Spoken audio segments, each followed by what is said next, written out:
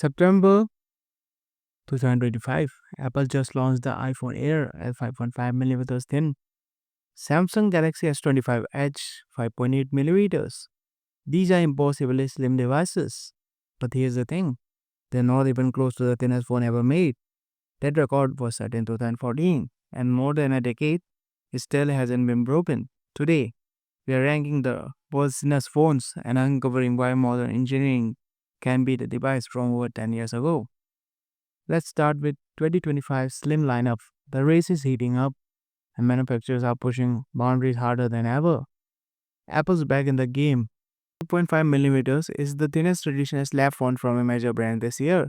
It's wrapped in a titanium glass ceramic too, and weighs just 163 grams. But here's the cost. It has the smallest battery in the S25 lineup and no telephoto camera.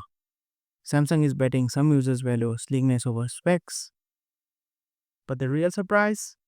Budget phones are crashing the party. Techno dropped two devices at IFA 2025 that undercut the flagships. The Spark Slim at 5.93 millimeters and the Power Slim at 5.95. That's 200ths of a millimeter difference. The Power Slim even packs a 5160 mAh battery and 5G. These prove you don't need flagship prices for flagship goodness anymore.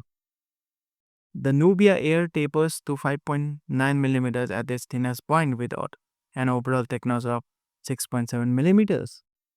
But here's what makes it special, the IP69K rating. There's high pressure water and dust resistance in a phone this thin. It also has a 5000 mAh battery, defying every expectation about thin phones. Now comparing candy bar phones to foldable is exactly fair. But when we measure the unfolded state, the numbers get absolutely wild. The Honor Magic V5 changed everything. When unfolded, it's just 4.1 millimeters thick. The real Magic folded, it's 8.8 millimeters thin, enough to feel like a regular phone. Honor used a custom titanium hinge and a silicon carbon battery technology to pack 5828 mAh into this chassis. This was the phone that triggered the entire industry slim down. Samsung also fired back with the Z47, Galaxy Z47, at 4.9 millimeters unfolded and 8.9 millimeters folded. It's matching on a millimeter for millimeter. The competition is that fierce. Samsung focused on the durability and soft the polish, proving extreme thinness doesn't have to sacrifice reliability. Then Huawei said, "Hold my beer." The Mate XT Ultimate is a tri-foldable beast that unfolds to 10.2 inches when fully extended. It measures an absolutely insane 3.6 millimeters. That's thinner than most USB-C ports, thinner than any tablet ever made. It feels less like a phone and more like a sheet of flexible glass from the future. Of course, when folded, it's a chunky 12.8 millimeters. Even stacked in three screen layers, but Huawei still packed a 5600 millimeter battery, 16 GB of RAM, and triple camera system. It's a device of fascinating contradictions. Now let's travel back to 2014. This was the peak of thinness wars, when manufacturers were all in outraged to break records, and they achieved its never been matched. The Oppo R5 shocked the world at 4.85 millimeters. It features a hand polished steel frame and a gorgeous AMOLED display. To achieve this, Oppo made a controversial choice. They removed the 3.5 millimeter headphone jack. Back in 2014, this was scandalous, but it was incredibly precise and predicting the trend that would become the industry standard many years later. But here's mind blowing. R5 is a full millimeter thinner than the slimmest candy bar phones. And think about that. A device from 2014 beats everything released in 2025. And then, just week after the iPhone launch, Vivo dropped the X5 Max, measured 4.75 millimeters. Still to this day, the thinnest traditional smartphone ever. The motherboard was just 1.7 millimeters thick. Internal components were stacked with microscopic precision. It was true a razor thin device. But here's what makes the X5 Max legendary.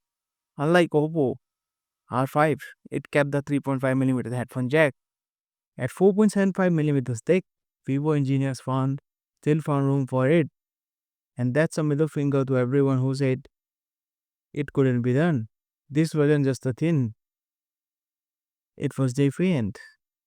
More than 10 years later, no candy bar phone has beaten this record. X5 Max isn't just a thin phone, it's a monument to an era where manufacturers were absolutely obsessed with pushing physical limits. So, why hasn't anyone broken this record in over a decade? The answer is priority shifted. The X5 Max had a 2000 milliamp hour battery.